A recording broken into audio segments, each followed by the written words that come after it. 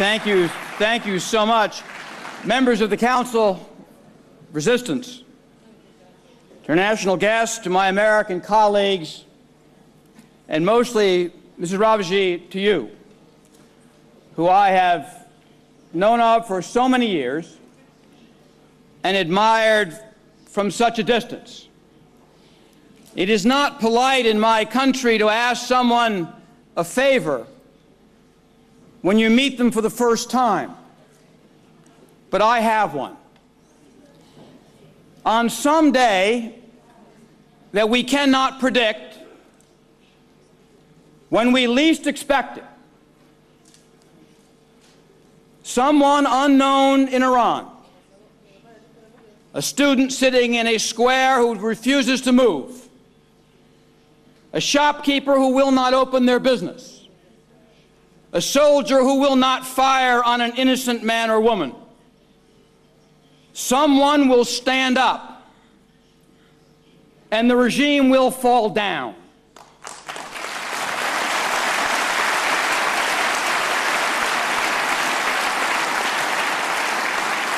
And here is my request. On that day, a plane will leave Paris. It will fly to Tehran. This time, the promise of a better future and a democratic government will be kept. I want a seat on that plane, Mrs. Rajavi.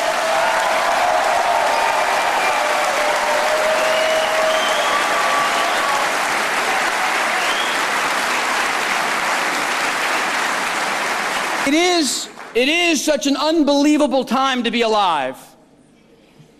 History is moving so quickly it takes your breath. It is in high gear. And forgive me if in a moment of pride I cite my own president when Barack Obama spoke last week of the universal rights of all men. An old French idea with a young American voice. A shopkeeper dies in Tunisia, students stand up in Cairo, and the world shudders and takes a stand.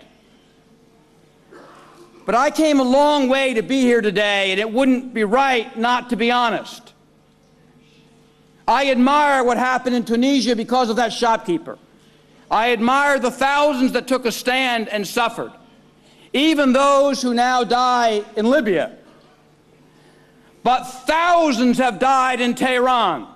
Thousands have suffered, not for a week or a month, but for 30 years.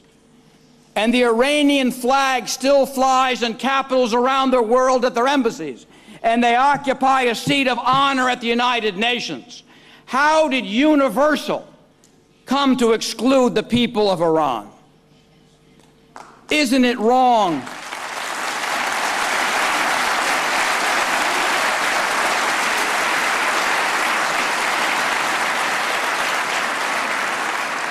Now, honesty requires this.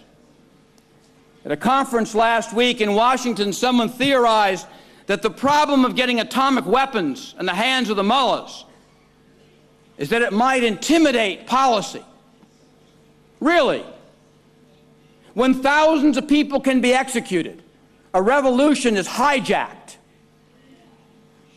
Terror has a state sponsorship. All these voices can rise for Tunisia and Egypt, but people remain coward about the mullahs. Has not even the prospect of a nuclear weapons program intimidated many nations around the world? Is it a problem of the future, or is there already a problem? History will be a cruel judge. There's a wonderful Churchillian quote. The former British Prime Minister said that America can always be counted upon to do the right thing after it's tried everything else.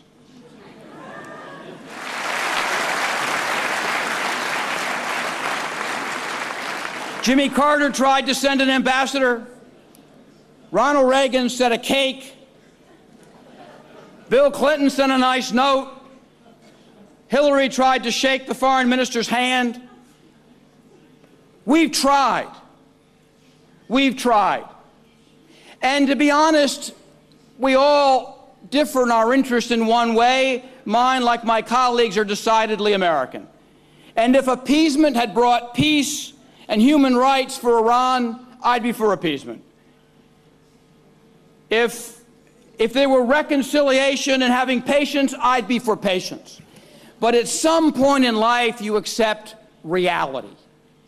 The reality is the government in Iran is not going to change because it is not interested in change.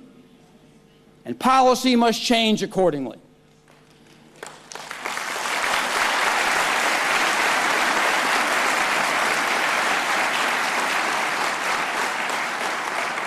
The first thing about this change in our policy is this: that for the remainder of our lives, all of us who have been engaged and involved are proud of what we do.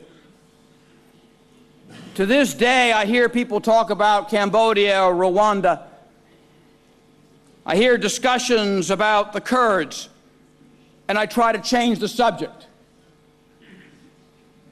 When Camp Ashraf is discussed in the next generation, will we be proud of what we did or change the subject?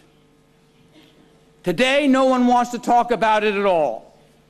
But here's the simple truth. When the United States Army disarmed them, when we offered protection, when they pledged nonviolent change, the people in Camp Ashraf became an American and a United Nations responsibility, period. And that responsibility is unmet.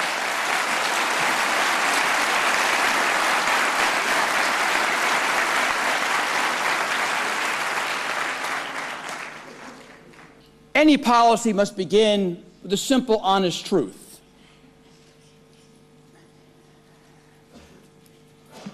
Maintaining a list of terrorist organizations is important. The world should know who is seeking reconciliation and peace and who is killing innocents.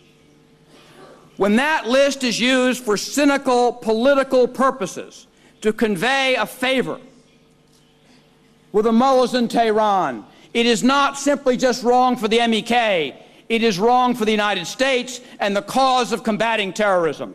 That, for that alone, should bring an end to the listing.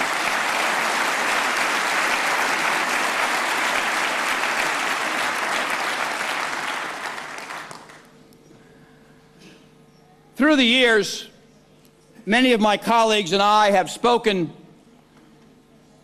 to many groups of expatriates around the world for the cause they hold dear.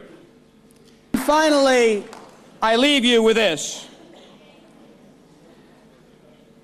I want to speak about each of you and your roles here, because you've taken a stand.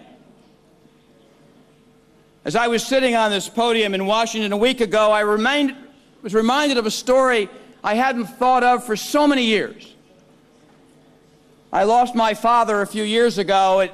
He lived a good, full life to 90 years old.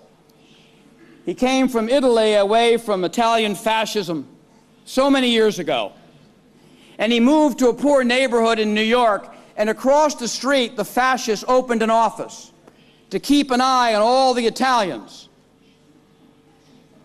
who were organizing against Mussolini. He was only a small boy, but he walked across the street and held a simple sign that he wanted Italy to be free. It was an act of defiance by a child. To the day that he died, he never forgot that day and never tired of telling the story that he stood up for the land that he loved.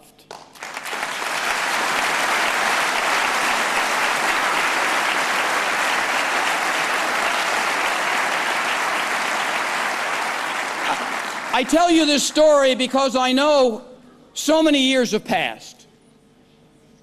30 years is a long time. But it was a long time for the Poles. It was a long time for the Hungarians.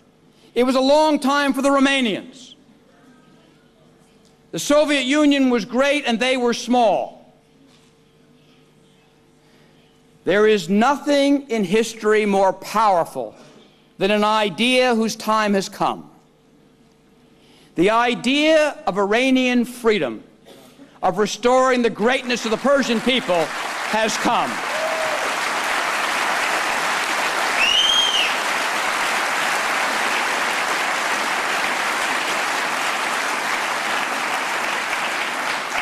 I tell you this because years from now, no matter how young or old you may be, whether you are living in Tehran or in Paris or New York or in London, one day you will have your grandchild on your knee and you will say to that child, there was a time when our country was enslaved, when freedom was lost, and your family joined the National Council of Resistance, and we took a stand.